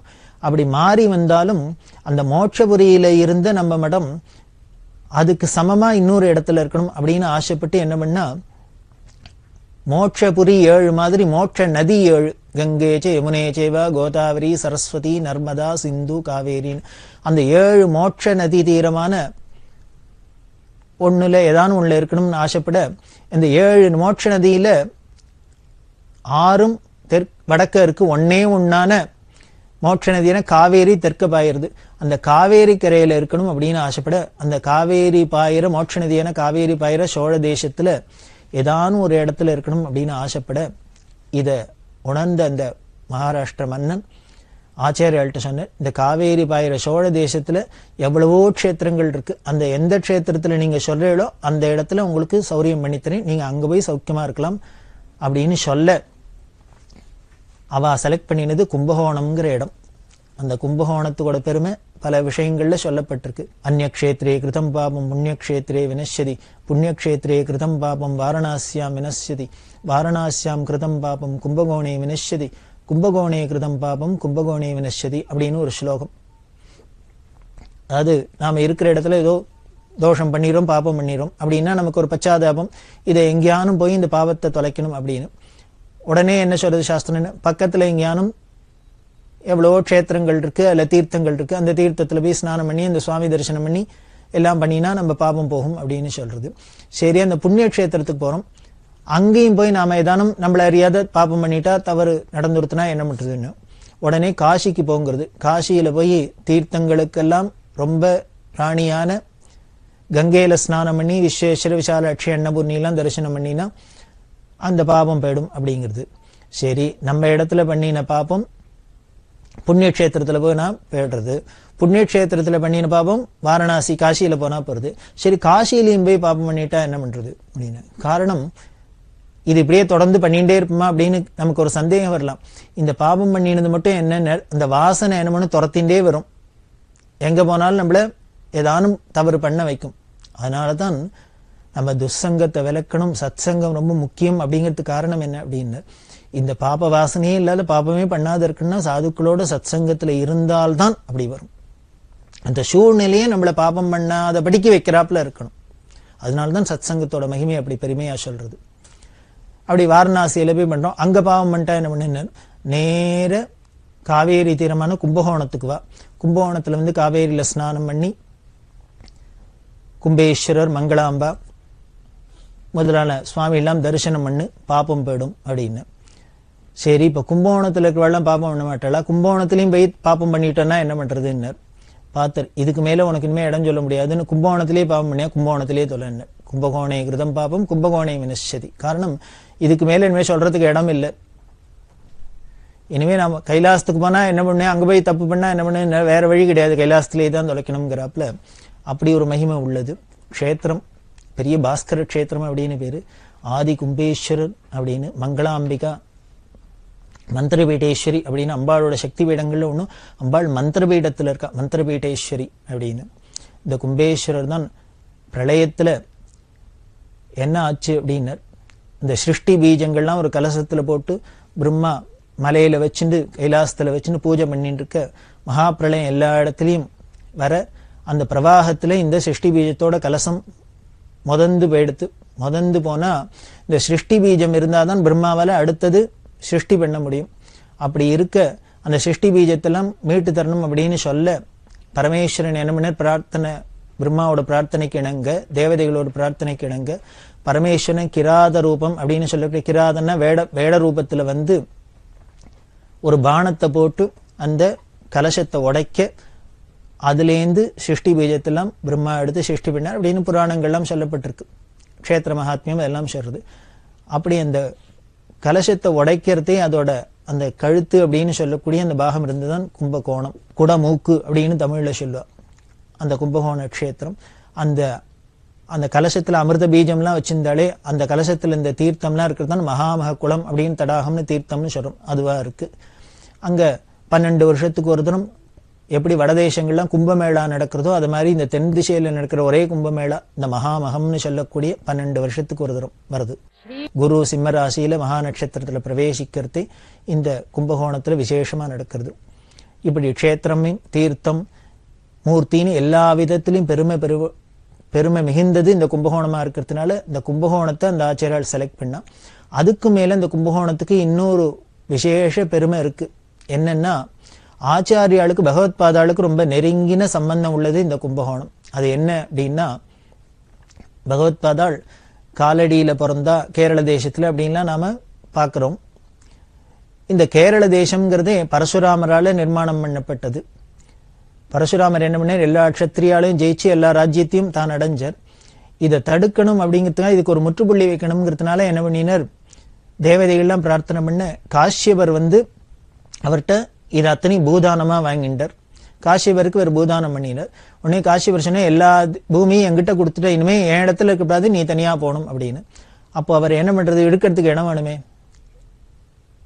அப்ப என்ன பண்ணினார், அந்த மேற்கு தொடர்ச்சி மலை மேல ஏறி நின்றுட்டு, அது வரைக்கும் சமுத்திரம் இருந்தது, தன்னோட பரசுவ கோடாலிய சமுத்திரராஜன் ஆக்ஞை போட்டு சொல்லி விட்டு எறிஞ்சார். இந்த பரசு இந்த கோடாலி எது வரைக்கும் போய் விழறதோ அது வரைக்கும் நீ ஒதுங்கி எனக்கு நிலம் கொடுக்கணும் அப்படின்னு சொல்ல, அந்த பரசுராமரோட அந்த கோடாலி எங்க போய் விழுந்ததோ அது வரைக்கும் சமுத்திரராஜன் ஒதுங்கி இடம் கொடுக்க, அதுதான் இன்னைக்கு கேரள தேசம் அப்படின்னு. இன்னைக்கும் பரசுராம கஷேத்திரம் அப்படி வந்ததுதான் இந்த கேரள உற்பத்தி அப்படி எல்லாம் சொல்றது. அந்த பரசுராம கஷேத்திரம் அதுக்கு இவர் லேண்டை கிரியேட் பண்ணிட்டார். அங்க மனுஷா வேணுமே, அதுக்கு எங்கேருந்து அதை கிரியேட் பண்ண முடியாது, இனிமே பிரம்மாவுக்கு போட்டியா சிருஷ்டி பண்ண முடியாது. அதனால என்ன சொல்றது அப்படின்னா, இந்த பரசுராமர் இந்த நிலத்துல வசிக்கிறதுக்கு மனுஷாலாம் வேணுங்கிறதுனால பக்கத்துல இருந்த தமிழ்நாடு, ஆந்திரா, கர்நாடகா முதலான தேசங்கள்ல இதெல்லாம் படிச்ச வேத வித்துக்கள் பிராமணோத்தவர்கள்லாம் கொண்டு வந்து அங்க குடியேற வச்சார் அப்படின்னு. நம்பூதிரிகள் பரம்பரையெல்லாம் அப்படி வந்ததுதான். இன்னமும் அவளோட வீட்டு பேர்லாம் வச்சுருப்பா. அதுல பார்த்தாலே தெரியும் இவ கன்னட தேசத்திலேருந்து வந்துவாளா, தமிழ் தேசத்திலேருந்து வந்துவாளா, தெலுங்கு தேசத்திலேருந்து வந்துவாளான்லாம் தெரிஞ்சுடும். அப்படி பல பேரையும் அங்க மைக்ரேட் பண்ணி கொண்டு போனார். அப்படி கொண்டு போறதே என்ன பண்ணா, அதனாலதான் நம்பூதிரிகளுக்கு மற்ற இடத்துக்கு இல்லாத சம்பிரதாயங்கள்ல மாத்தின காரணம், இவ பழையபடி இந்த இடத்துல சரியில்லைன்னு தங்களோட ஒரிஜினல் லேண்டுக்கு பெய்டாத இருக்கணும் அப்படிங்கிறதுனால இங்கேயே கம்பல்சரியா இருக்கணுங்கிறதுக்காக. அப்படி தமிழ்நாடு, ஆந்திரா, கர்நாடகால இருந்தெல்லாம் இவர் பிராமணாலாம் அங்க கொண்டு போனா அப்படின்னு சொன்னோம். அப்படி தமிழ்நாட்டிலேருந்து சோழ தேசத்திலேருந்து மைக்ரேட் ஆகி போன ஒரு குடும்பம் தான் பகவத்பாதாளோட குடும்பம். அந்த பகவத்பாதாளோட அந்த மூதாதைகள் எங்க இருந்தா அப்படின்னா, இந்த கும்பகோணத்துக்கு பக்கத்துல சிவபுரம் அப்படின்னு ஒரு ஊர் இருக்கு. அந்த சிவபுரத்துல தான் பகவத்பாதாளோட பூர்வீகமான ஊர், அவளோட மூதாதையர்கள்லாம் இருந்தது. இதுக்கு சாட்சியா என்னன்னு, அந்த ஊர்ல உள்ள சுவாமி பேர் சிவகுருநாதன்னு பேரு. அந்த சிவபுரத்தில் உள்ள சுவாமி பேர் சிவகுருநாத சுவாமின்னு பேரு. பெரியவா சொல்றா, பகவத்பாதாளோட அப்பா பேரும் சிவகுருன்னே இருக்கு. ஏன்னா நம்ம ஒரு ஊரை விட்டு இன்னொரு ஊருக்கு போனா கூட அங்க பழப்பு நிமித்தமா அங்க போய் இருந்தா கூட நம்மளோட பிராச்சீனமான ஊரு, அந்த ஊர்ல உள்ள சுவாமி, அதெல்லாம் நமக்கு அந்த அபிமானம் விடாது. அதனால்தான் போல இருக்கு பகவத்பாதாளோட தாத்தாவான வித்யாதிராஜர் தன்னோட பூர்வீக ஊர் க்ஷேத்திரமூர்த்தியான சிவகுருநாத சுவாமி பேரையே தன்னோட பிள்ளைக்கு சிவகுருன்னு பேர் வச்சிருக்கு. இதுதான் பகவத்பாதாளோட அப்பாவோட பேராவும் அமைஞ்சிருக்கு. அப்படி இருக்க இந்த சிவபுரத்திலேருந்து ஆச்சாரியால் போனதுனால ஆச்சாரியாளுக்கு மூதாதைகளோட ஊரெல்லாம் இந்த கும்பகோணமும் அதுக்கு பக்கத்துல இருக்கிற சிவபுரமும். இந்த கும்பகோணம்ங்கிறது, இந்த சிவபுரம்ங்கிறது கும்பகோணத்தோட பஞ்சக்ரோஷ எல்லைக்குள்ள வந்துடுறது. பஞ்சக்ரோஷ எல்லை அப்படின்னு ஒரு சாஸ்திரங்கள்ல ஒரு விஷயம். ஒரு புண்ணிய கஷேத்திரம் இருந்தா அதை சுத்தி பஞ்சக்ரோஷம்னா 5 குரோஷம். கிலோமீட்டர் கணக்கில் சொல்லணும்னா கிட்டத்தட்ட 10 கிலோமீட்டருக்கு மேல அந்த க்ஷேத்திரம். இப்ப காஞ்சிபுரம் அப்படின்னா காஞ்சிபுரத்தை சுத்தி 10 கிலோமீட்டர் வரைக்கும் காஞ்சிபுரத்தோட பெருமை தான். கும்பகோணம் அப்படின்னா கும்பகோணத்தை சுத்தி 10 கிலோமீட்டர் வரைக்கும் அந்த கும்பகோணத்தோட விசேஷம் தான். அப்படி பார்த்தா இந்த பஞ்சக்ரோஷ எல்லைக்குள்ளேயும் இந்த கும்பகோணமே இருக்கு, காவேரி தீரமாவும் இருக்கு. அதனால இந்த கும்பகோணத்தை செலக்ட் பண்ணி சொல்ல அந்த இடத்துல மகாராஷ்டிர ராஜா டபீர் பந்த் அப்படிங்கிற தன்னோட மந்திரியை விட்டு பிராச்சீனமா இருந்த மடத்தையே விஸ்தாரமா கட்டித்தர சொல்லி, மடத்துல கைங்கரியம் பண்றவாளுக்கெல்லாம் எல்லாம் அவ தங்கறதுக்கு வசதியா எல்லாம் சாலைகள்லாம் அமைச்சு எல்லாம் பண்ணி நிர்மாணம் பண்ணி கொடுத்து சௌக்கியம்லாம் பண்ணி கொடுக்க, அன்னியிலேருந்து 200 வருஷமா இந்த காஞ்சி காமகோடி பீடம் கும்பகோணத்திலேயே எங்கிண்டு வருது. அதுக்கப்புறம் பெரியவா நாள்ல தான் கொஞ்சம் கொஞ்சமா நகர்ந்து இந்த காஞ்சிபுரத்துக்கே பழையபடி ராஜதானியா இந்த காஞ்சி காமகோடி பீடம் வந்தது. இப்படி கும்பகோணத்துக்கு மைக்ரேட் ஆகி போய் அங்க 200 வருஷமா இருந்ததுனாலேயே காஞ்சி காமகோடி பீடத்துல 62, 63, 64, 65, 66 எல்லா பீடாதிபீடும் அங்க கும்பகோணத்திலேயே இருக்கிறாப்லயே ஆயிடுத்து. இது ஒரு இடத்துல போய் நம்ம சௌக்கியமா இருந்தோம் அப்படின்னா அந்த இடத்துலயே நிரந்தரமா இருக்கிறதுங்கிறது எல்லாருக்கும் இயற்கை. இன்னைக்கு கூட பாக்குறோம், அமெரிக்காவுக்கு போனா அங்க சௌக்கியமா இருந்தா வீடு வாசல் வேண்டாம் அங்கேயே செட்டில் ஆயிடுறா. அதை போலதான் இங்கேயும் வாழும் இப்படி ஆகியிருக்கா. அது எந்த அளவுக்கு ஆயிடுத்துன்னர், இது கும்பகோண மடம் கும்பகோண மடம் கும்பகோண சுவாமிகள் அப்படின்னு வாழ சொல்ற அளவுக்கு அந்த கும்பகோணமும் இந்த காமகோடி பீடத்துக்கும் ஒட்டி நொடுத்தும். ஆனா ஆச்சாரியால் இதுதான் வரலாறு, இது சரிங்கிறதுக்கு இதுக்கு இன்னொரு பலம் என்ன அப்படின்னர், முத்துசுவாமி தீட்சிதர் அப்படின்னு கர்நாடக இசையில பெரிய மேதை, அவரோட தாத்தா வெங்கடேஸ்வர தீட்சிதர். முத்துசுவாமி தீட்சிதர் இந்த வெங்கடேஸ்வர தீட்சிதருக்கெல்லாம் பூர்வீகம் காஞ்சிபுரத்துக்கு பக்கத்துல விரிஞ்சிபுரம் அப்படிங்கிற ஊர். அந்த முத்துசுவாமி தீட்சிதரோட அப்பா ராமசுவாமி தீட்சிதர், அவரோட அப்பா வெங்கடேஷ தீட்சிதர், இவெல்லாம் ஸ்ரீவித்யா உபாசகர். அந்த வெங்கடேஷ தீட்சிதருக்கு அம்பாள் நேரம் வந்து இந்த பிரதேசத்துல கலவரம் வரப்போறது, அதனால நீ எல்லாரையும் அழிச்சுட்டு தென் திசையை நோக்கி மத்தியார்ஜுனம்போ அப்படின்னு அம்பாள் உத்தரவு பண்ணியிருந்தா. முத்துசுவாமி தீட்சிதர் சரித்திரத்தை சொல்றது, அவ தாத்தா நாள்லயே முத்துசுவாமி தீட்சிதர் அப்பாவுக்கு 7-8 வயசு இருக்கிறதையே மத்தியார்ஜுனத்துல வந்தா தங்கி இருந்தா, அப்புறம் கோவிந்தபுரத்துல இருந்தா, அதுக்கப்புறம் தான் திருவாரூர்ல போய் தீட்சிதர் பிறந்தார் அப்படின்னு அந்த சரித்திரமும் சொல்றது. இது அந்த வெங்கடேஷ தீட்சிதரோட காலமும் இந்த 62வது ஆச்சாரியர்கள் காலமும் சமகாலம். இப்படி எல்லாம் பார்த்தா எல்லா விதத்திலையும் பார்த்தா இந்த வரலாறுலாம் நமக்கு நிரூபணமாகுது. அதனால இந்த காஞ்சி காமகோடி பீடம் கும்பகோணத்துல போய் இருந்ததுனாலதான் 1907ஆம் வருஷம் மே மாசம் 9ஆம் தேதி பெரியவாளுக்கு கும்பகோணத்துல அந்த சாஸ்திரோக்தமா பட்டாபிஷேகம் நடந்தது. பெரியவா சரணம். இந்நிகழ்ச்சியின் அடுத்த பகுதி நாளை மாலை இதே நேரத்தில் ஒளிபரப்பாகும். பெரியவா சரணம். பெரியவா சரணம். அடுத்த நிகழ்ச்சி திருவாசக இன்னிசை. வழங்குபவர் ஸ்ரீ சத்குருநாத தேசிகர் அவர்கள். பெரியவா சரணம்.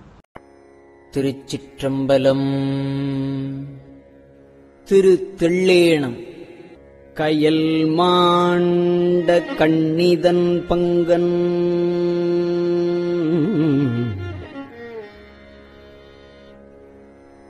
எனை கலந்து ஆண்டலுமே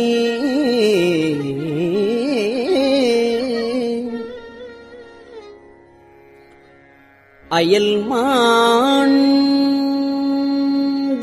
அருவினை சுற்றமும் மாண்டு அவனியின் மேல் மயல் மாண்டு மற்று உள்ள வாசகம் மாண்டு என்னுடைய செயல் மாண்டவா பாடி மயல் மாண்டு மற்றுள்ள வாசகம் மாண்டு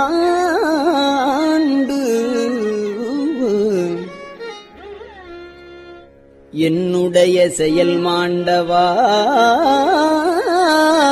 பாடி தெள்ளேணம் கொட்டாமோ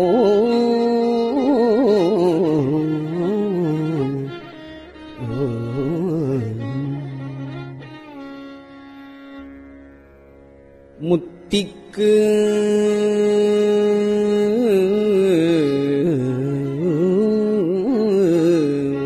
உழன்று முனிவர் குழாம் நனிவாட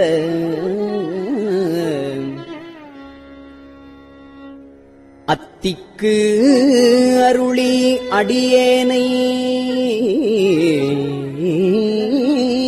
ஆண்டு கொண்டு பத்திக்கடலுள் பதித்த பரஞ்சோதி தித்திக்குமா பாடி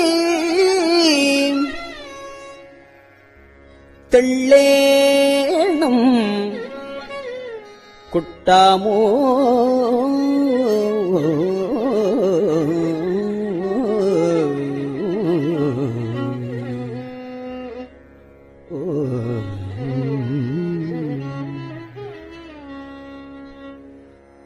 பார்வாடும் பாதாளர் பாடும் விண்ணோர் தம் பாடும்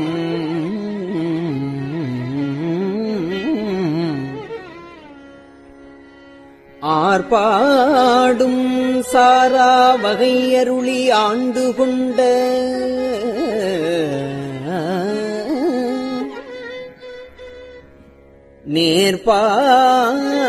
நேர்பாடல் பாடி நினைப்பரிய தனிப்பெரியோ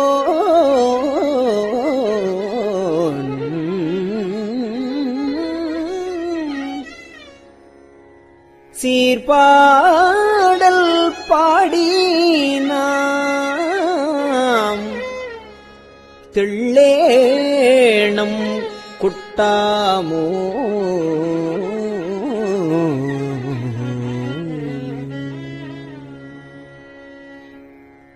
மாலே பிரமனே மற்றொழிந்த தேவர்களே நூலே நுழைவறியான் நுண்ணியனாய் வந்தடியேன் பாலே புகுந்து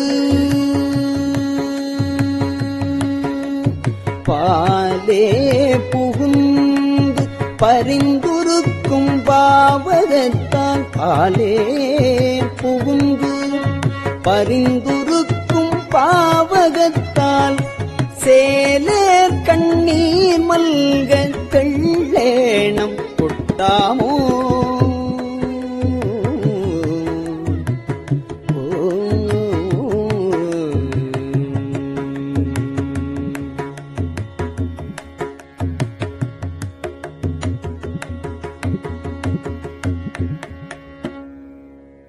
உருகி பெருகி உளக்குளிர முகந்து கொண்டு பருகற்கு இனிய பரங்கருணை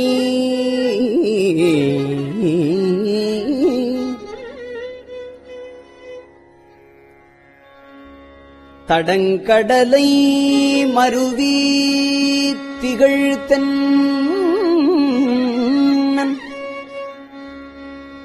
வார்கழலே நினைந்து அடியோ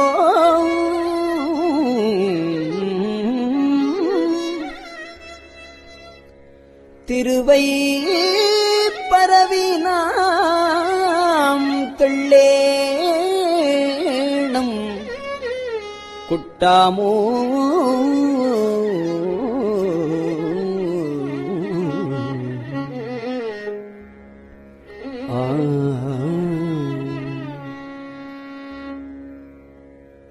புத்தன் புரந்தராதியர் அயன்மால் போற்றிசையும் பித்தன் பெருந்துரை மேயபிரான் பிறப்பறுத்த அத்தன் அணிதில்லை அம்பலவன் அருட்கழல்கள் சித்தம் புகுந்தவா தெள்ளேணம் கொட்டாமோ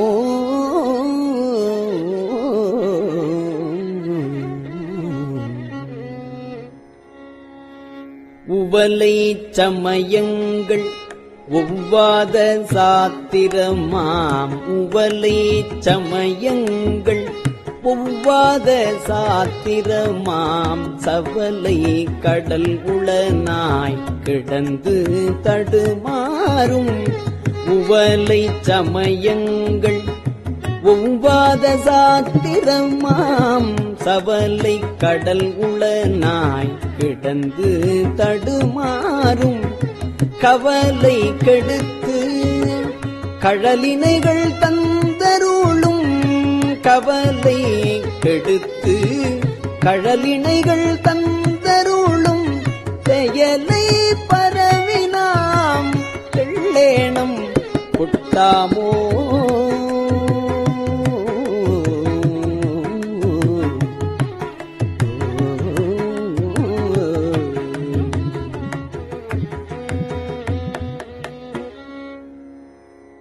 வான் கெட்டு மாருதம் மாய்ந்து அழல் நீர் மண்கடினும்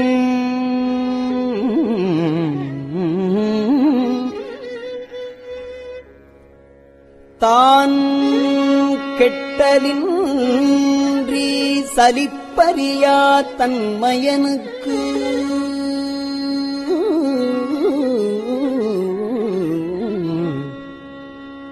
ஊன் கெட்டு உயிர் கெட்டு உணர்வு கெட்டு என் உள்ளமும் போய் நான் கெட்டவா பாடி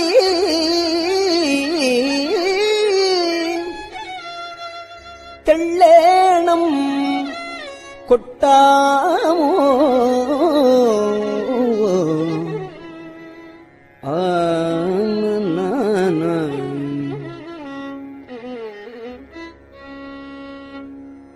விண்ணோரு முழுமுதல் பாதாளத்தார் வித்து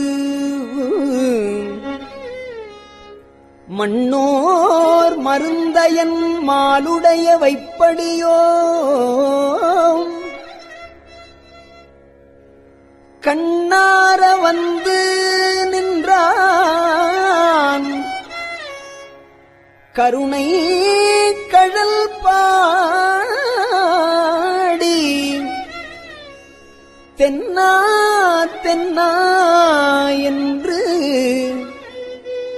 கருணைக்கடல் பாடி தென்னா தென்னா என்று தெள்ளேணும் கொட்டாமோ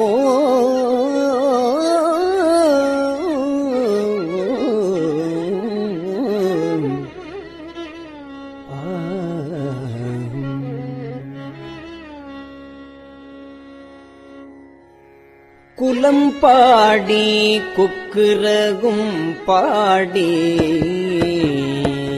குலம் பாடி கொக்குரகும் பாடி கோல்வளையாள் நலம் பாடி நஞ்சுண்டவா பாடி நாள்தோறும்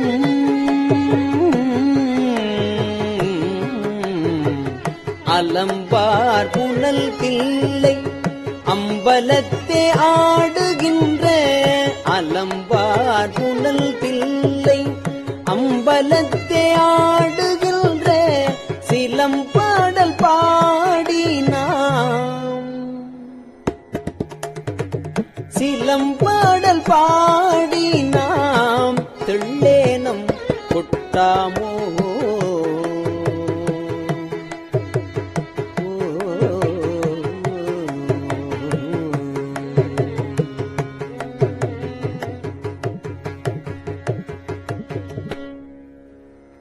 திருச்சிற்றம்பலம். பெரியவா சரணம். இந்நிகழ்ச்சியின் அடுத்த பகுதி நாளை மாலை இதே நேரத்தில் ஒளிபரப்பாகும். பெரியவா சரணம். பெரியவா சரணம். பெரியவா வானொலியின் இன்றைய நிகழ்ச்சிகளின் நிறைவாக திருப்பொன்னூசல் வழங்குபவர் சத்குருநாத தேசிகர் அவர்கள். பெரியவா சரணம். திருச்சிற்றம்பலம். திருப்பொன்னூசல். நஞ்சமர் கண்டத்தன் அண்டத்தவர் நாதன்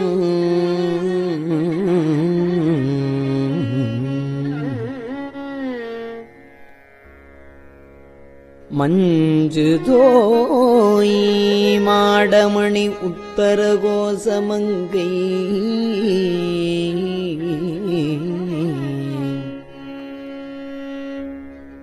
அஞ்சொலாள் தன்னொடும் கூடி அடியவர்கள் நெஞ்சுளே நின்று அமுதம் ஊறி கருணை செய்து துஞ்சல் பிறப்பறுப்பான் தூய புகழ் பாடி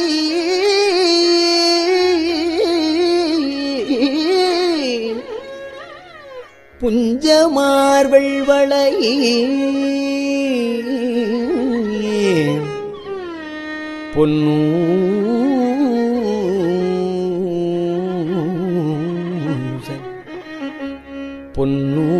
பொன்னூசல் ஆடாமோ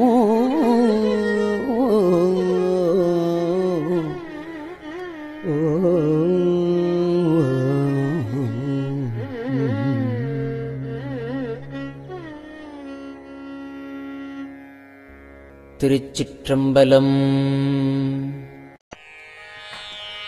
கஞ்சிவல காமாட்சி தன் குழந்தாய் சங்கரரே. கஞ்சிவல காமாட்சி தன் குழந்தாய் சங்கரரே. குரு சந்திரசேகரரே உறங்கிடுவீர்களே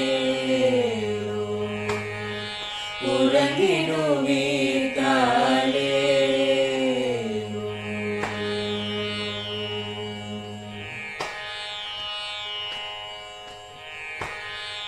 ஆதிகுரு சங்கரராய்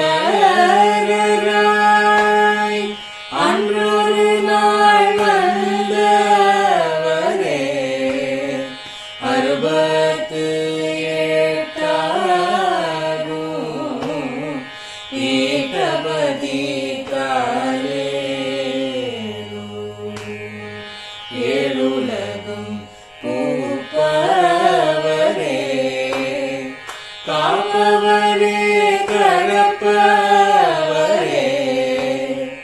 எல்லோர்க்கும் அருள்பவரே உறங்கிடுவீர்களே.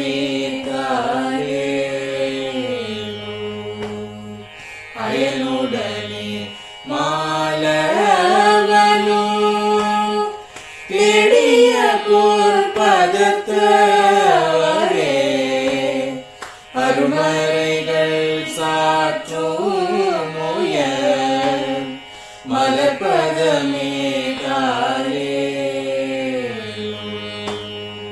முக்தி நிலை எய்திடவே சக்தி தரும் சத்குருவே. முக்தி நிலை எய்திடவே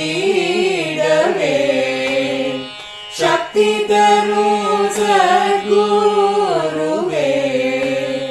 நித்தமெங்கள் நாவீசையில் நித்திரை கொள்தாளே. நித்தமெங்கள் நாவீசையில்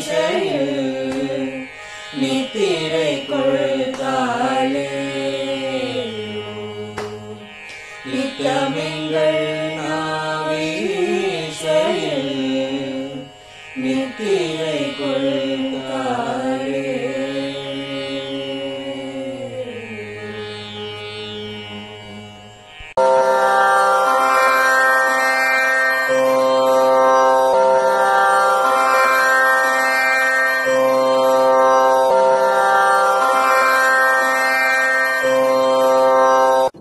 பெரியவா சரணம். பெரியவா வானொலியின் மாலை நிகழ்ச்சிகள் இத்துடன் நிறைவடைகின்றன. எமது அடுத்த ஒளிபரப்பு நாளை காலை இந்திய நேரப்படி 6 மணிக்கு துவங்கும். பெரியவா சரணம்.